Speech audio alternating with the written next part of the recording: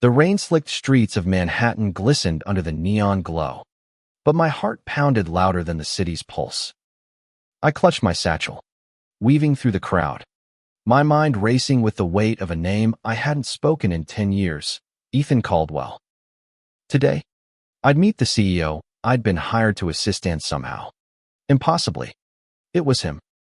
I was 27, freshly arrived in New York with a degree, a dream, and a past I'd buried deep. My name is Lucas Harper, and I'd clawed my way from a small-town Ohio high school to this gleaming skyscraper, where I'd landed a job as executive assistant to the head of Caldwell Enterprises. The job was a golden taquita chance to prove myself in a city that chewed up and spat out the unprepared. But as I stepped into the glass elevator, rising toward the 47th floor, a memory clawed its way to the surface. Ethan's mocking laughter, the shove against my locker, the word faggot hissed in the hallway when I was 17 and terrified of who I was. High school had been a battlefield. Ethan, the golden boy quarterback, prom king, untouchable, had made my life hell. I was the quiet kid, the one who loved books and kept his head down. But my secret, my queerness, was a beacon for his cruelty. He'd cornered me after gym, his friends snickering, and taunted me until I'd wanted to disappear. I'd spent years rebuilding myself, coming out in college, finding pride in my identity. But now, standing outside his office, my palms were slick with sweat. Was it really him? Could fate be that cruel? The receptionist, a woman with a tight bun and sharper eyes, waved me in. "Mr. Caldwell's waiting." Her voice was clipped, professional, but it felt like a guillotine. I adjusted my tie, smoothed my jacket, and pushed open the heavy oak door. Ethan Caldwell stood by the floor-to-ceiling window, his silhouette framed against the Manhattan skyline. He was taller than I remembered, broader, his dark blonde hair neatly styled, his suit screaming money. But those blue eyes sharp, calculating, the same ones that had pinned me in place a decade ago, turned to me, and I froze. His face flickered with something recognition, maybe, before it hardened into a professional mask. "Lucas Harper," he said, his voice smooth but edged, like a blade wrapped in silk. "Welcome to Caldwell Enterprises." I forced a smile, my throat dry. "Thank you, Mr. Caldwell." My voice didn't shake, but my heart did. He didn't acknowledge the past, didn't flinch. Did he even remember me? Or was I just another face from a life he'd left behind? He gestured to a chair. "Sit. We have a lot to cover." As I sat, the room felt smaller, the air thicker. I was here to work, to build a future, but every glance at him dragged me back to that high school hallway. I opened my notebook, pen trembling slightly, and tried to focus. He launched into a rapid-fire rundown of schedules, meetings, and expectations, his tone all business. But I caught the way his eyes lingered on me, just a second too long, and my stomach twisted. Did he know? Was he pretending? The first week was a blur of coffee runs, emails, and late nights. Ethan was relentless, demanding, precise, a machine in a suit. But there were moments, fleeting and sharp, that cut through the professional haze. A brush of his hand when passing a file. A quiet, good work that felt too personal. I hated how my body reacted, how my pulse quickened despite the memories of his cruelty. I told myself it was just the job, the stress, the city. But late at night, alone in my tiny Brooklyn apartment, I'd lie awake, wondering why he hadn't acknowledged our past. One evening, as I handed him a report, he leaned back in his chair, studying me. "You're good at this, Lucas."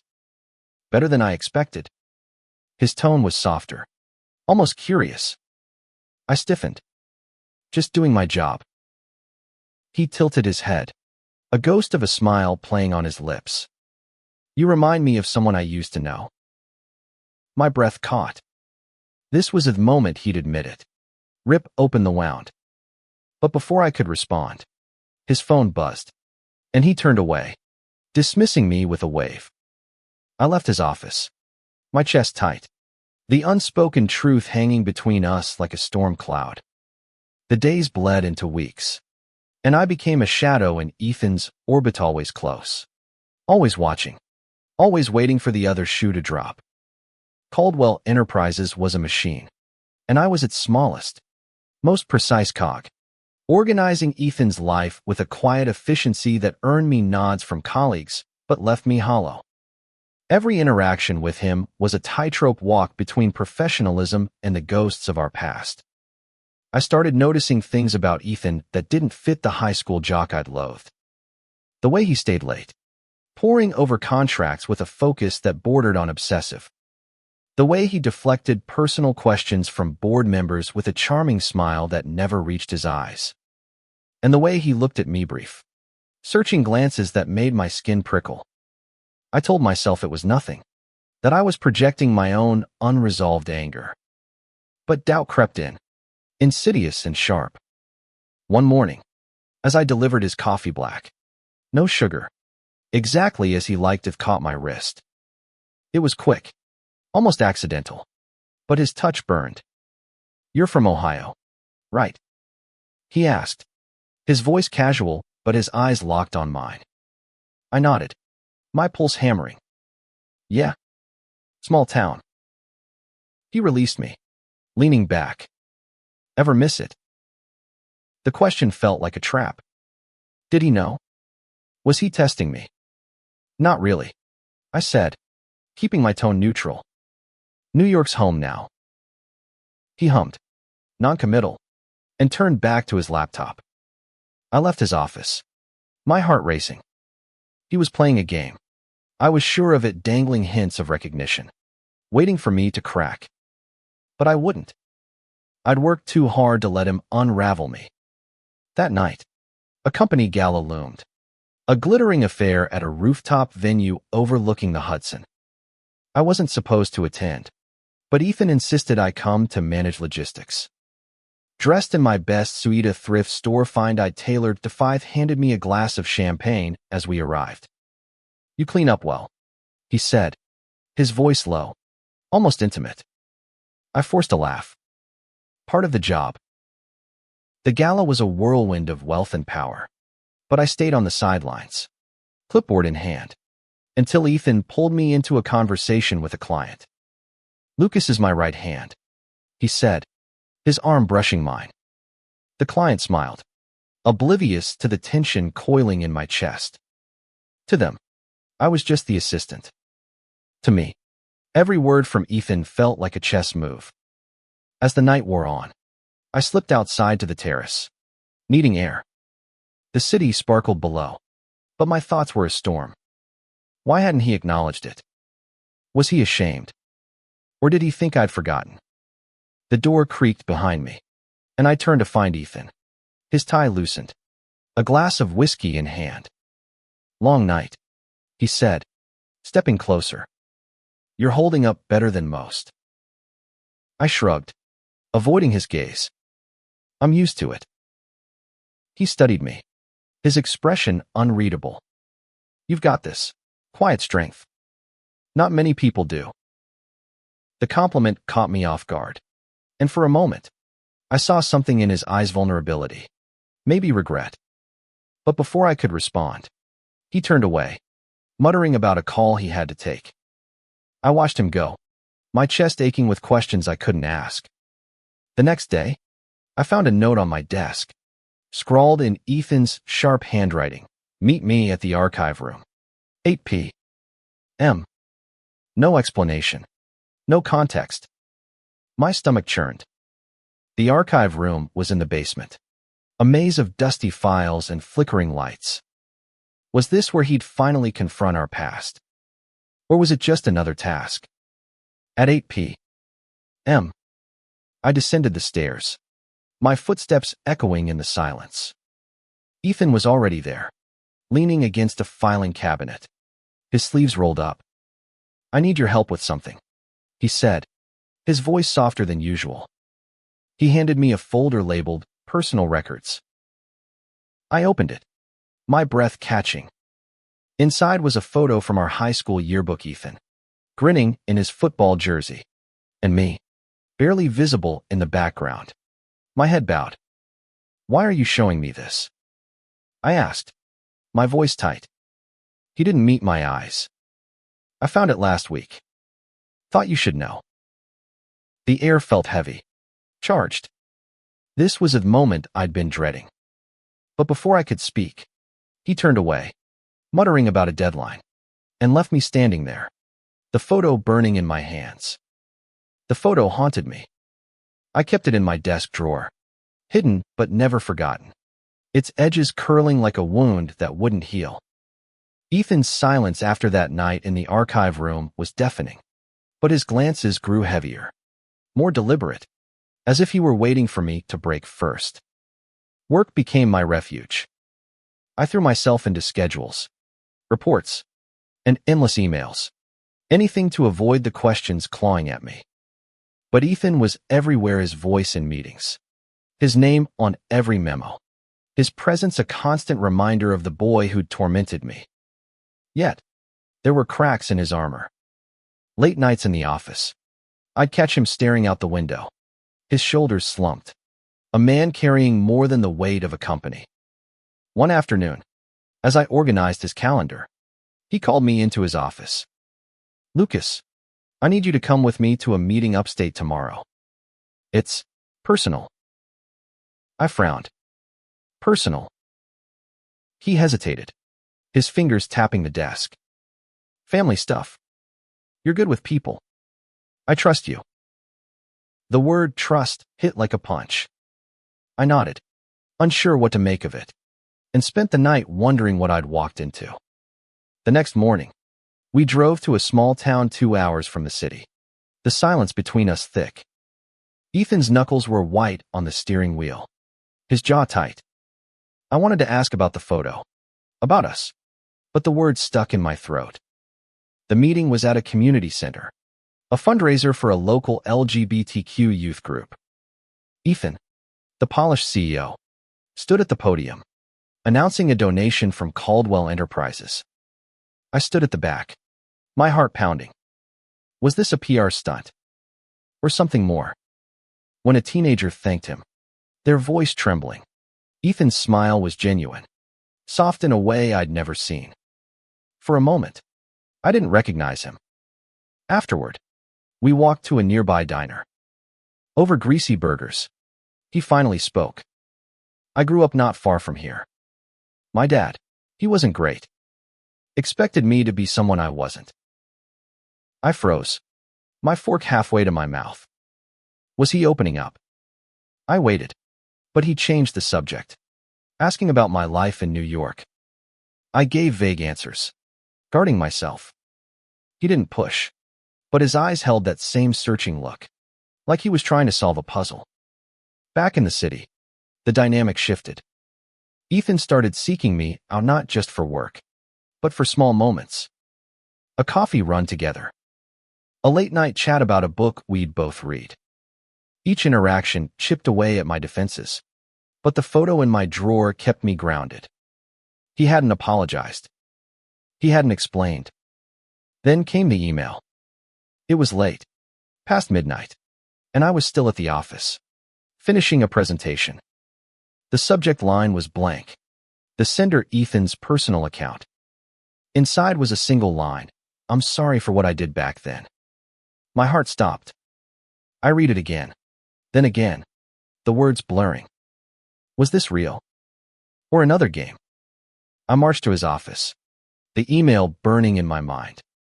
He was still there, his tie undone, a glass of whiskey on his desk.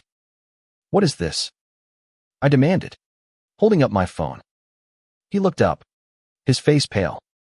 "I meant it. Lucas. I was a kid. A stupid, scared kid. I'm sorry." I wanted to scream, to unload a decade of pain, but his eyes stopped me. They were raw, unguarded, like he was seeing me for the first time. "Why now?" I asked, my voice shaking. He stood, stepping closer. Because I can't keep pretending I don't know you. The air crackled between us, and for a moment, I thought he might reach for me. But he didn't. He just stood there, waiting, and I realized the next move was mine. I didn't respond to Ethan's apology that night. I couldn't. The weight of his words pressed against years of anger, and I needed space to breathe. I left his office without a word, the city's hum swallowing my footsteps as I walked home through the chilly night. The next morning, Ethan acted as if nothing had happened. He was all business meetings, calls, a new project launch. But I felt his eyes on me, tracking my movements, waiting for a reaction. I kept my distance, focusing on work, but my mind was a battlefield. Part of me wanted to believe he'd changed, that the man who donated to an LGBTQ youth group wasn't the boy who'd tormented me. But another part, the louder part, screamed that trust was a luxury I couldn't afford. A week later, we were sent to Chicago for a conference. The flight was tense, our seats side by side, the silence between us heavier than the clouds outside. At the hotel, I busied myself with logistics, but Ethan cornered me in the lobby. "Can we talk?" he asked, his voice low. I hesitated, then nodded. We found a quiet corner, the hum of the conference fading. "I don't know how to fix this," he said, his hands in his pockets. "But I want to try." I crossed my arms. "Why should I believe you?" He flinched, but didn't look away. "Because I'm not that kid anymore." I was scared. Lucas. Scared of my dad. Of what people thought. "I took it out on you, and I've regretted it every day since." His words hit hard, but I wasn't ready to let go of the past. "You made my life hell, Ethan. Do you even know what that did to me?" He swallowed, his jaw tight. "I know. And I'll spend the rest of my life making it right if you'll let me." I didn't know how to respond. The conference blurred by, and back in New York, I avoided him as much as I could. But Ethan was persistent. Small gestures started piling up, a book left on my desk with a note saying he thought I'd like it. A quiet thank you after a long day. A look that lingered too long.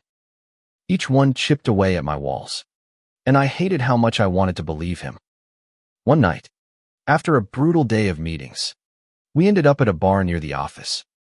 It was just us, the dim lights casting shadows on his face. "I'm gay, Lucas," he said suddenly, his voice barely above a whisper. "I've known since high school, but I couldn't admit it. Not then." I stared at him, my drink forgotten. "You're telling me this now?" He nodded, his eyes fixed on the table. "I hurt you because I hated myself. I saw you, so sure of who you were, even if you hid it. I envied that."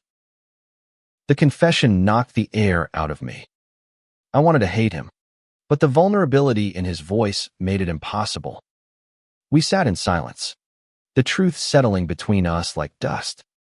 When we left the bar, our shoulders brushed, and neither of us pulled away. Back at the office, the dynamic shifted. Ethan was still the CEO, but there was a new softness in how he spoke to me, a carefulness that felt like an offering. I didn't know if I could forgive him, but I started to see the man behind the title, not just the bully, but someone who'd been broken too. The confession changed everything and nothing. Ethan's admission that he was gay, that his cruelty had been born of self-hatred, hung between us like a fragile thread. I wanted to trust him, but trust felt like stepping off a cliff with no guarantee of a soft landing. Work kept us tethered. I managed his schedule, his emails, his life, but now every interaction carried a new weight. A brush of his hand when passing a file sent my pulse racing. A quiet good night as we left the office felt like a promise. I hated how much I noticed him, his sharp jawline, the way his laugh softened when he was tired, the rare moments when his guard was down. But I couldn't let go of the past. Not yet. One evening, As we worked late on a merger proposal, Ethan pushed his laptop aside and looked at me. "Lucas, can I take you to dinner? Not as your boss. Just as me." I froze, my pen hovering over my notebook. "Why?" He leaned forward, his eyes steady. "Because I want to know you. The real you, not just my assistant." I wanted to say no, to protect myself, but curiosity and something deeper won out. "Okay," I said, my voice barely audible. The dinner was at a small Italian place in the village, far from the corporate world. Ethan was different. The Reno suit, just a sweater and jeans, his hair slightly messy. He talked about his childhood, his father's expectations, the pressure to be perfect. I found myself sharing my own struggles with coming out, the fear that had followed me from Ohio to New York. For the first time, I saw him not as the bully or the CEO, but as Ethan, flawed and human. As we walked back through the city, the air crisp with autumn, he stopped under a streetlight. "I don't expect you to forgive me," he said, his voice raw, "but I need you to know I'm trying." I looked at him, the boy who had hurt me and the man who was asking for a chance. "I don't know if I can," I admitted, "but I'm here." That night marked a shift. We weren't friends, not yet, but the wall between us was crumbling. At work, we fell into a rhythm, professional by day, but with stolen moments of honesty after hours. A shared coffee, a late-night talk about dreams we'd never told anyone. I started to see the man he'd become, not just the boy he'd been. But the past wasn't done with us. One morning, a colleague dropped a bombshell. An old high school classmate was in town, someone who'd witnessed Ethan's cruelty. They'd reached out to the company, threatening to leak a story about Ethan's past unless he paid them off. The news hit me like a freight train. Would Ethan revert to the ruthless jock, silencing the truth? Or had he really changed? I confronted him in his office, my voice steady despite the storm inside. "What are you going to do about this?" He looked at me, his face pale but resolute. "I'm not paying them off. I'm done hiding." His words shook me. For the first time, I saw strength in him, not the kind that came from power, but from owning his mistakes. I didn't know what it meant for us, but I knew I couldn't walk away. Ethan's decision not to pay off the blackmailer was a turning point, but it came with consequences. The story broke online, a blog post from our old classmate, detailing Ethan's high school cruelty with screenshots of yearbook pages and old texts. The internet pounced, and Caldwell Enterprises stock dipped as whispers of scandal spread. I watched Ethan weather the storm, his face a mask of calm in public, but in private, he was unraveling. "Lucas," he said one night, his voice hoarse as we sat in his office, the city dark beyond the windows. "I don't know if I can fix this." I wanted to stay angry, to let him drown in his past, but the pain in his eyes mirrored my own. "You don't have to do it alone," I said, surprising myself. We worked together to manage the fallout. I drafted statements, coordinated with PR, and shielded him from the worst of the media frenzy. But the work brought us closer. Our late nights filled with quiet conversations about guilt, redemption, and the people we wanted to be. I started to see Ethan not just as my boss or my bully, but as someone fighting to be better. One evening, as we walked through Central Park after a grueling day, he stopped by the Bethesda fountain. "I'm going to come out," he said, his voice steady but his hands trembling. "Publicly. I owe it to myself and to you." I stared at him, my heart pounding. "You don't have to do this for me." He shook his head. "I'm doing it for me. But you're why I found the courage." The announcement was set for a press conference the next week. I helped him prepare, polishing his speech. But inside, I was terrified. What would this mean for him? For us? The night before, we stayed late in his apartment, a sprawling penthouse that felt too big for one person. He paced, nervous, and I caught his hand to stop him. "You're going to be okay," I said, my voice soft. He looked at me, his eyes searching. "Will you be there?" I nodded, and for the first time, I felt like we were on the same side. The press conference was a blur, cameras flashing, reporters shouting, but Ethan stood tall, his voice clear as he spoke about his past, his truth, and his commitment to change. When he mentioned the LGBTQ youth group he'd supported, I felt a swell of pride I hadn't expected. Afterward, we escaped to a quiet cafe. "Thank you," he said, his hand brushing mine across the table, "for staying." I didn't pull away. "You're not the person you were." He smiled, small but real. "Neither are you." Our relationship shifted after that. Work was still our anchor, but outside the office, we were something more: friends, maybe, or something undefined. We spent weekends exploring the city, sharing pieces of ourselves we'd kept hidden. I told him about my first boyfriend, the fear of coming out to my parents. He told me about his father's rejection, the years of denial. Each confession felt like a step toward something new, something fragile but real. But the past wasn't done with us. A new email arrived, this time from someone claiming to have evidence of Ethan's involvement in a cover-up during his college years. The accusation was vague, but it threatened everything he'd built. As I watched him read it, his face pale, I knew we were in for another fight. The new email was a grenade, and we were running out of time to defuse it.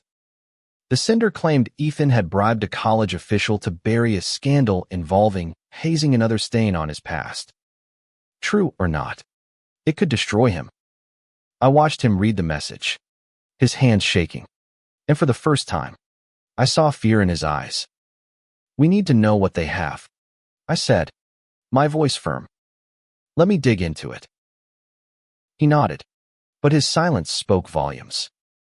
I spent the next few days combing through old records, reaching out to contacts from his college years. The evidence was thin, grainy photo, a vague email thread, but it was enough to cast doubt. Ethan was upfront with the board, admitting he'd been part of a fraternity with a hazing culture, but denying any bribery. I believed him, but belief wasn't enough in the court of public opinion. Our late nights grew more intense, not just with work, but with the unspoken pull between us. One night, as we pored over documents in his apartment, he looked at me, his eyes raw. "Why are you still here, Lucas? After everything I did?" I set down my pen, my heart pounding. "Because I see you trying. And because I care about you." The words hung in the air, heavy and true. He reached for my hand, his touch tentative, and I didn't pull away. For a moment, we just sat there, the city humming outside, the weight of our past lighter than it had ever been. The next day, we met with a lawyer to counter the new allegations. As we left the meeting, Ethan stopped me in the hallway. "Lucas, I need to tell you something." His voice was low, urgent. "I'm falling for you." My breath caught. I wanted to say it back, but fear held me back. Instead, I squeezed his hand, a silent promise. We didn't have time to dwell on it. Scandal was escalating, and the board was calling for Ethan's resignation. I stood by him, organizing press releases, rallying allies, but the pressure was crushing. One evening, as we walked through Soho, he stopped under a streetlight. "If I lose everything, will you still be here?"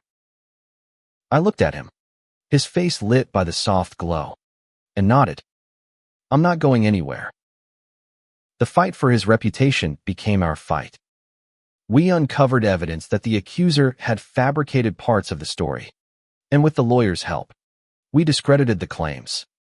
The board backed off, but the damage was done. Ethan's name was tarnished, and he was exhausted. Yet, through it all, we grew closer, our bond forged in the fire of shared struggle. One night, as we sat on his couch, he pulled me close. "I don't deserve you," he whispered. I shook my head, my voice soft. We're figuring this out together. Our first kiss was tentative, a question and an answer all at once. It wasn't perfect, but it was our some moment of healing in a city that never stopped moving. The kiss changed everything. It was a quiet revolution, a reclaiming of something we'd both lost in the halls of our high school. Ethan and I weren't just boss and assistant anymore, nor were we just victim and bully. We were two men, flawed and hopeful, building something new in the shadow of our past. The scandal faded, but its scars lingered. Ethan stepped back from the public eye, focusing on rebuilding trust within the company. I stayed by his side, no longer just his assistant, but his partner in work and in life.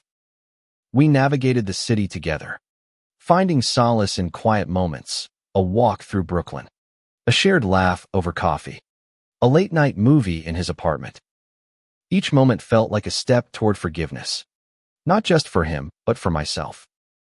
One evening, as we sat on a bench in Washington Square Park, Ethan handed me a small box. Inside was a key. Move in with me, he said, his voice steady but his eyes nervous. I want to build a life with you. I looked at him, the boy who'd hurt me and the man who'd fought to make it right. Yes, I said, and the word felt like freedom. We moved forward, together. Ethan continued supporting LGBTQ causes, not for PR, but because it mattered. I took on more responsibility at work, stepping out of his shadow to lead projects of my own. Our past was still there, a quiet ache, but it no longer defined us. We'd built something stronger: love, trust, and the courage to face our mistakes. One night, as we stood on his balcony overlooking the city, he wrapped his arms around me. I never thought I'd get here, he said, his voice soft against my ear. Thank you for giving me a chance. I leaned into him, the city lights stretching out before us. Thank you for earning it. Our story wasn't perfect, but it was ours. In the heart of New York, amid the chaos and the dreams, we found redemption not just in each other, but in the people we'd become. The past had shaped us, but the future was ours to write.